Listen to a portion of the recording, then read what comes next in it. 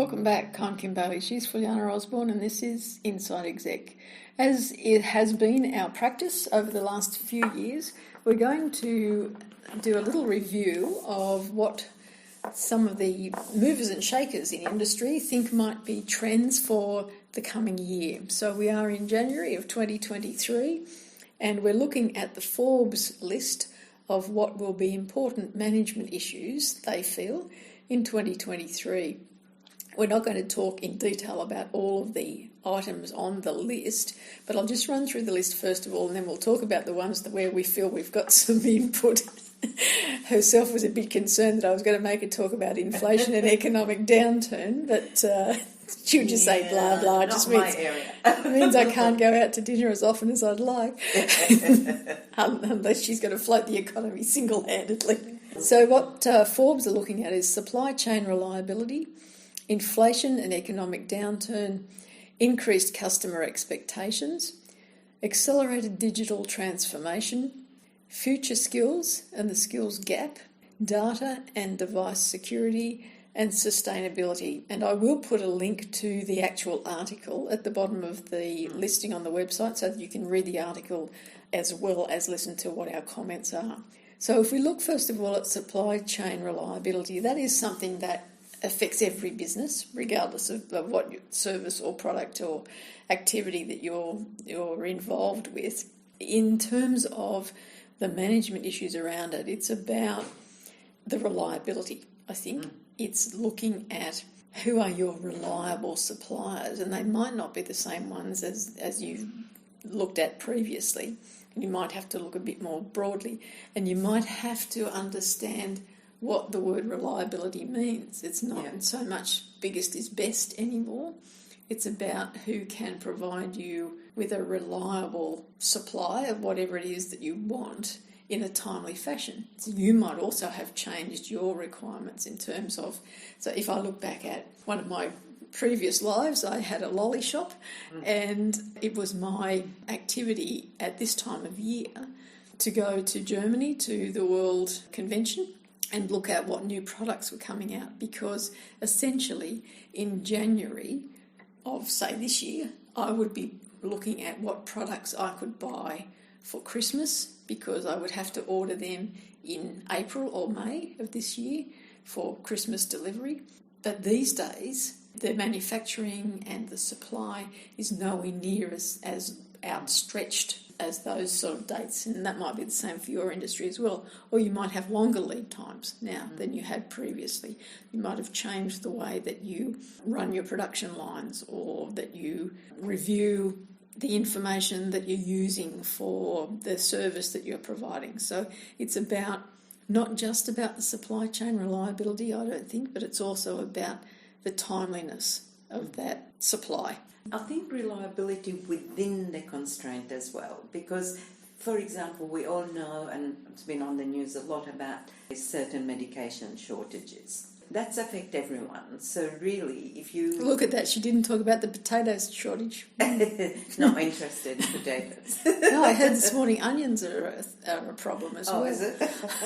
Anyway, okay. We digress. On the medication as an example, and say if there's shortage, and so really one could say, well, I could go to different pharmacies and try to get that. To me, if you're dealing with a certain, normally, you're pharmacist, and I'm the pharmacist, the best way I can serve you is, yes, I have limitation in getting the stuff, but is to make sure I'm doing everything I can to get you the product within the rules. So within that, meaning do not overorder anything, because if you overstock, you're creating a bigger problem. You can't with medication, but with other things you probably could. So I would be happy to make sure that my clients, the ones that come and buy this medication from me, are always know that if I haven't got it, I'm on top of it, and I'm on the list, and I'll communicate to let them know when it comes. So that, to me, is the one of the reliabilities you're talking about within very difficult circumstances.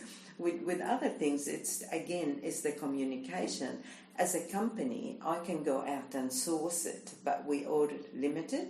So the quality has to be right, and I've got to be satisfied that the people telling me they're going to deliver it by a certain date, and then I'm telling my customer, that is when it's more frustrating. Bad enough to know that this is going to take 3 months for this item to come, and then to find out it's actually 9 months, and it just keeps creeping up.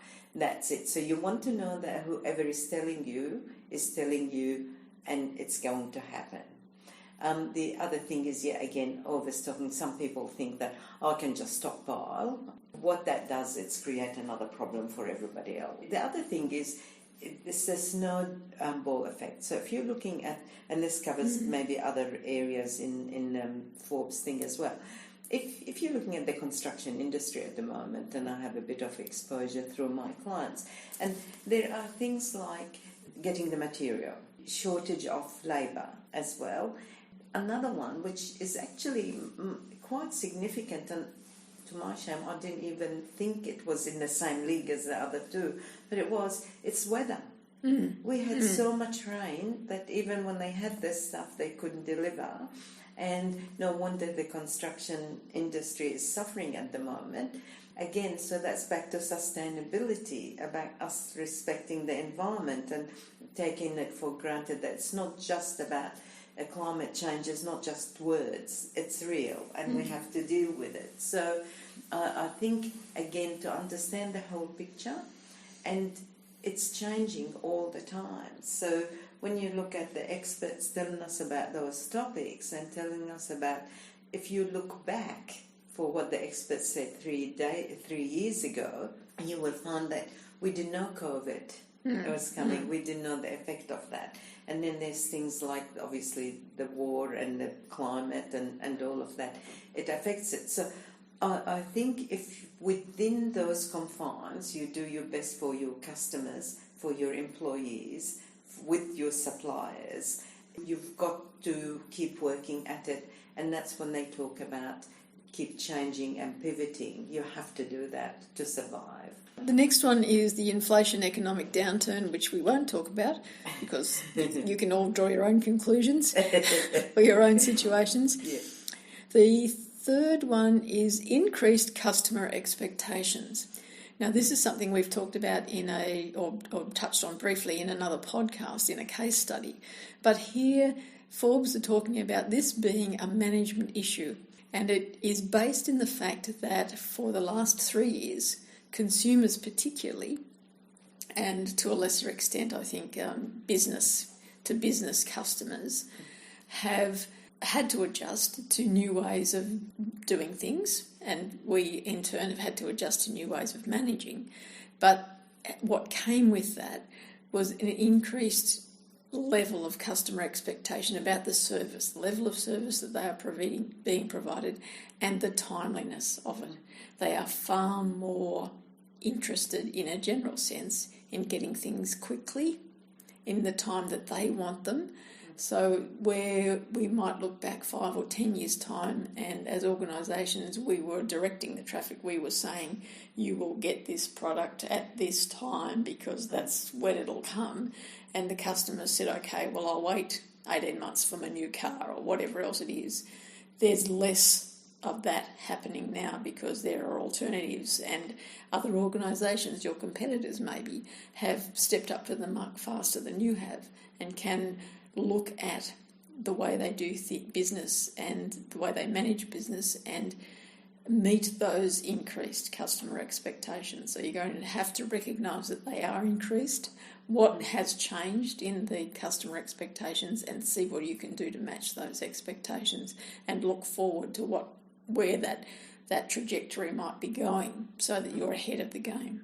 I think with the customer expectation, two ways the customers will come in the retail space. You're coming through online or in person. You do one or the other, in some cases just because you like a change. In other words, it's no pre-planning. You just happen to be walking around and you want it to look, or sometimes you just want to touch and feel the product. In that sense, how do they service you? figure out why they're coming in the shop this time and why they're going online, and work around that. For some people, as an example, it's not one size fit all, but because I've got a big family, and then when I buy toys, I keep forgetting what's the latest for that age group, and there's a lot of new stuff. So in a certain place I go to, they already got my record on file, so they know that I need a 7 and an 8 and a 9 and a 12 and what, and they kept records of what I got for the last 3 years, so I don't repeat the same thing for different people. But they would tell me, I know I can do my research, but I like to see it, touch it, and get it explained to me. And then they say, well, this for the education one, these ones and these ones. And to me, that's the service. That's why I would go back to that shop. Yes. And that's important. Online, just make it straightforward and easy. Let me see it. And I know some of them will show you a 3D of the thing and that. It's really hard sometimes with, I'm not a good example of online shopper because I don't do it very often. But I might do it more if I can interact with it more. Like, for example, when you see it and they tell you what the fabric is, that's helpful. You can't feel it, but at least you know the fabric. So more information that way, and more attractive way of showing it as well. And make it easy for all age groups to shop online. I think that a really good example of that is that we both wear glasses. The place I get my glasses from, I used to always go to the physical store because you could try the glasses on, obviously, and see what they looked like. And now I buy them online because I can upload my photo and they superimpose the frames on my photo, so I can still see what they look like without having to find a store and be limited to what they've got in stock there. This is an unlimited almost range of frames that I can choose from, that I can sit on my face and say, well, yeah, it's not quite right, or yeah, okay, I'll go with those ones.